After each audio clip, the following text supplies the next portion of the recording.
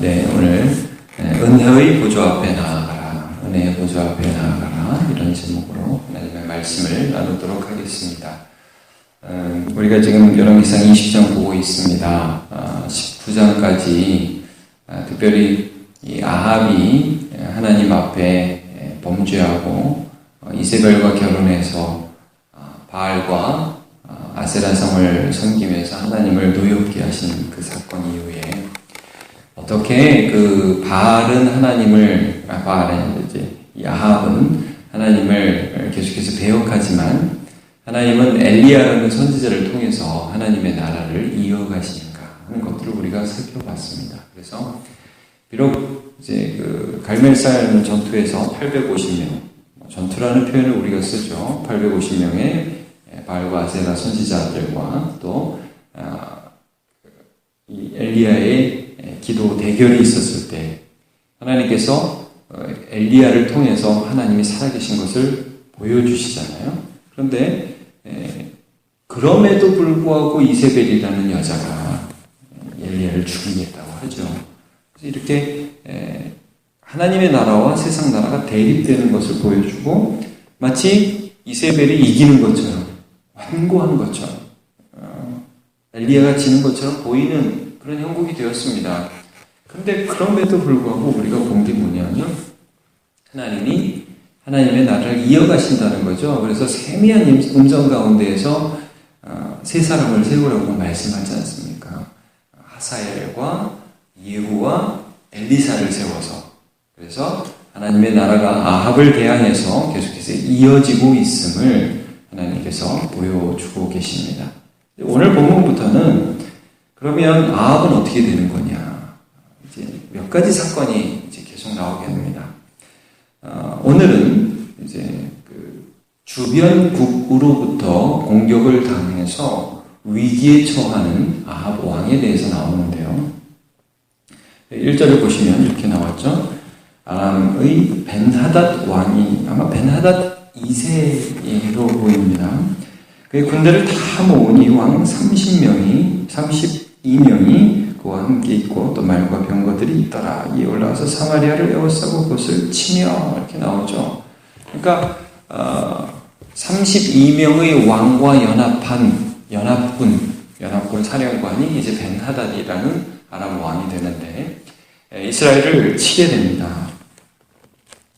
그래서 그 벤하닷이 이스라엘의 왕 아합에게 사람을 보내죠. 그래서 뭐라고 하냐면 3절을 여러분 보시면 내 은금이 내 것이다. 내 아내들과 내 자녀들의 아름다운 것도 내 것이다. 이렇게 말을 합니다. 이게 뭐냐면 이제 여러분 연합군이 어떤 나라를 치면 반드시 그 연합군이 전쟁을 끝난 다음에 전리품을 가지고 돌아가야 되잖아요. 그러니까 이스라엘이 되는 건 다 내가 빼앗겠다. 이거 내 거다. 여러분 여기서 아합이 얼마나 비참한지를 보십시오. 4절에 이스라엘의 왕 아합이요. 이 아합이 대답을 이렇게 하죠. 내 주 왕이요. 지금 네 거 다 뺏겠다 그러는데 벤하닷에게 내 주 왕이요. 왕의 말씀같이 나와 내 것은 다 왕인 것이니이다. 얼마나 전세가 위급했는지를 알 수 있는 그런 장면입니다. 가져가세요. 죽이지만 말아주세요. 이렇게 지금 성 밖에 있는 군대와 성 안에 있는 왕이 사신이 오고 가면서 전략적 협상을 하고 있는 것을 보게 됩니다. 근데 이 사신들이 다시 옵니다. 5절에 보니까. 그래서 벤하닷이 이르노라 하면서 내가 이미 내게 사람을 보내어 말하기를 네 은금 아내 자녀들은 내 것이다 했지. 이제 내일 가져갈게. 그러면서 6절에 내일 이맘때 내가 내 신하들을 내게 보내리니 그들이 내 집과 내 신하들의 집을 수색하여 내 눈이 기뻐하는 것을 그들의 손으로 잡아가리라. 이렇게 말을 전합니다. 그러니까 이 아합 입장에서는 참 답답한 거죠. 가져간다고 그러니까 가져가나 보다. 예, 그러시죠. 그랬는데 내일 내가 사람 보내서 니네 집하고 네 신하들 집을 다 수색해가지고 다 가져갈 거야. 이 사람이 답답한 거예요. 그래서 여러분 보시면 7절에 이스라엘 왕이 나라의 장로를 다 불러 이르되 너희는 이 사람이 악을 도모하고 있는 줄을 자세히 알라. 그가 내 아내들과 내 자녀들과 내 은금을 빼앗으려고 사람을 내게 보내었으나 내가 거절하지 못하였노라. 자, 여러분, 여기서 좀 다른 겁니다. 히스기야도 이런 어려움을 당하죠. 근데 히스기야는 여러분 어떻게 했는지 혹시 기억하십니까? 히스기야라는 유다 왕, 나중에 산헤립이 랍삭이라는 사람을 보내가지고 이스라엘 유다를 치려고 하죠. 밖에서 성 밖에서 너희 이 아수르에서 세상을 구원한 그런 신이 있었느냐 하면서 편지 나중에 보내거든요. 그래가지고 항복해라, 하나님 믿지 마라. 근데 그때 히스기야가 어떻게 하냐면 그 편지를 제일 먼저 성전에 가서 다 펴놓고 기도해요. 먼저 아모스의 아들 이사야 선지자에게 기도를 요청하죠. 우리나라가 이렇게 힘들게 됐는데 당신의 하나님께 구해서 이 나라를 구해주옵소서. 제일 먼저 기도할 마음이 생각나지 않습니까, 여러분? 히스기야가 그렇게 했어요. 그래서 편지를 놓고, 성전에서 편지를 놓고, 이게 그들 저기 보낸 편지입니다. 하나님 이거 좀 봐주시고 이 나라를 구원해 주옵소서. 이렇게 기도해야 이게 정상이죠. 네, 여러분, 악을 보십시오. 답답하니까 누구를 부릅니까? 장로 부릅니다. 장로 불러가지고 이스라엘의 장로들, 어른들 불러서 기껏 한다는 소리가 이 사람이 얼마나 악한 일을 했는지 좀 봐주세요. 이게 원어상 보면, 자, 여러분 좀 전에 봤던 그 말씀이 있죠. 27절. 너희는 이 사람이 악을 도모하려고 있는 줄을 자세히 알라. 이게 좀 알아주십시오. 이런 부탁의 어조예요. 원어상 보면. 그리고 그가 내 아들과 내 자녀들과 내 은금을 빼앗으려고 사람을 보냈으나 내가 거절하지 못하였노라. 이게 푸념이죠, 푸념. 여러분, 기도를 해야 될 때인데 지금 푸념하고 있습니다. 이 사람 아합이라는 사람, 하나님을 버리고 바알과 아세라신을 섬기는 그 사람의 위기의 시기에, 위기 때에 갈 데가 없는 비참한 모습을 그대로 보여주고 있습니다. 자, 백성의 장로들을 한번 보십시오.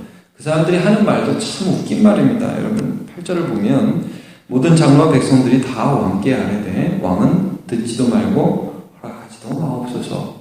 아니, 듣지도 말고 허락하지도 말면 어떻게 합니까? 내일 다 죽으라는 말입니까? 대안이 없는 말을 지금 하고 있는 것입니다. 그러니까 왕도 푸념하고 있고 장로들도 지금 하나님 앞에 기도해야 됩니다. 이렇게 얘기해야 되는데 이스라엘 전체가 지금 타락한 모습들을 보고 있습니다. 여러분, 타락이 어떻게 우리 안에 보이느냐 하면 사람들이 위기를 당하고 어려움을 당하는데 기도를 안 합니다. 하나님을 찾지 않아요. 그리고 그냥 사람 만나서 푸념하고요. 대안도 없는 이야기를 하고 마음이 답답해서 견딜 수 없죠. 마치 사울이 그랬던 것처럼. 그래도 여러분, 사울은 엔돌에 가서 신접한 여인을 찾아가서 사무엘을 부르잖아요. 조금 더 나은 건지도 모르겠어요. 거기서 거기지만 여러분, 이것이 하나님을 떠난 사람의 비참한 모습입니다. 성경이 지금 이것을 보여주고 있습니다.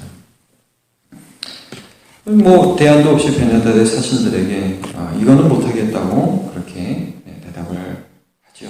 사자들이 얘기하니까 베나닷이 이놈이 이제 어쩔 수 없으니까 주겠지 하고 생각을 하다가 이제 왕들하고 술 마시다가 이 아합의 대답을 듣고 나서 진영을 차리라 이렇게 하죠. 그래서 전쟁을 하자 하고 아합에게 10절에 보니까 사마리아에 부스러진 것이 나를 따르는 백성이 우리의 손에 치우기에 족할 것 같으면 신들이 내게 위에 벌을 내림이 마땅하니라. 이게 외교적 용어잖아요. 그러니까 사마리아를 완전히 부서뜨려가지고 나를 따르는 자의 손에 여기에도 안 차게 내가 할 것이다. 굉장히 문학적인 표현을 쓰죠. 그러니까 이스라엘 왕이 또 제일 이 말을 들으니까 아합이 한 말 중에 제일 남자다운 말이지만 이것도 열받아서 한 말 같아요. 여기 보면 갑옷 입는 자가 갑옷 벗는 자 같이 자랑하지 못할 것이니라. 벗을 때 자랑해야지 입을 때 자랑하는 건 아무 소용없어이다. 한판 붙어봅시다. 이렇게 얘기를 하는 거죠. 그래서 진영을 쳤다 하는 데까지 오늘 본문입니다. 아합에게 하나님을 보여주세요. 이제 그건 내일 본문이고, 여러분, 하나님과 화평하지 않은 자는 세상에서 잘 될 것 같을 때에는 하나님 필요 없다고 그러죠. 그러나 여러분, 위기의 때에 갈 데가 없고 기도할 데가 없다는 것, 하나님을 모른다는 것이 얼마나 비참한 것인지를 여기 보여주고 있습니다. 제가 시편 31편 19절 한번 읽어드리겠습니다. 주를 두려워하는 자를 위하여 쌓아두신 은혜, 곧 주께 피하는 자를 위하여 인생 앞에 베푸신 은혜가 어찌 그리 큰지요. 여러분, 우리가 세상에서 조금 어려움 당하는 것 같아도 우리의 하나님이 살아계시고 내가 그분께 피할 수 있고 그분께 기도해서 응답을 받을 수 있으며 그의 아들과 딸로서 대우를 받을 수 있는 자가 참된 복된 자입니다. 로마서 5장 1절 2절. 그러므로 우리가 믿음으로 의롭다 하심을 받았으니 우리 주 예수 그리스도로 말미암아 하나님과 화평을 누리자. 또한 그로 말미암아 우리가 믿음으로 서 있는 이 은혜에 들어감을 얻었으며 하나님의 영광을 바라고 즐거워하느니라. 여러분, 우리 속에 이런 마음이 있는 거예요. 비록 요셉이 고난을 당했지만 그러나 하나님이 나를 붙들어 주시면 이 고난 속에서도 나는 살 수 있다. 이게 우리한테 있는 것입니다. 히브리서 4장 15절 16절. 우리에게 있는 대제사장은 우리의 연약함을 동정하지 못하실 리가 아니요 모든 일에 우리와 똑같이 시험을 받으시니로되 죄는 없으시니라. 그러므로 우리는 긍휼하심을 받고 때를 따라 돕는 은혜를 받기 위하여 은혜의 보좌 앞에 담대히 나아갈 것이니라. 아멘. 오늘도 예수 믿는 사람으로 살아가고 있습니다. 여러분, 예수 믿는다는 게 무엇입니까? 우리의 죄의 문제를 예수 그리스도께서 해결하셨기 때문에 오늘 우리가 하나님 아니면 주님 붙들지 않으면 살아갈 수 없는 이 세상 살아가면서 오직 예수 그리스도 우리에게 있는 우리의 연약함을 동정하시는 참된 대제사장을 붙들고 하나님의 은혜를 간구합니다. 라면서 주님의 은혜의 보좌 앞에 나아가는 것이 신자의 삶입니다. 오늘도 그렇게 은혜의 보좌 앞에 담대히 나아가는 주의 백성 다 되시길 주님의 이름으로 축복합니다. 하나님의 나라는 엘리야라는 주를 경외하는 사람을 통하여서 계속해서 진행되어 나갔고, 아합은 그 하나님의 나라를 끝까지 거부하면서 자기 나라를 구축하며 살아가려 하였지만 그 나라가 얼마나 허망한 나라인지를 하나님은 보여주셨습니다. 한때 잘 나가는 것 같고 한때 잘 되는 것 같지만 하나님이 불어버리시면 넘어갈 수밖에 없는 연약한 인생인 것을 보여주고 계십니다.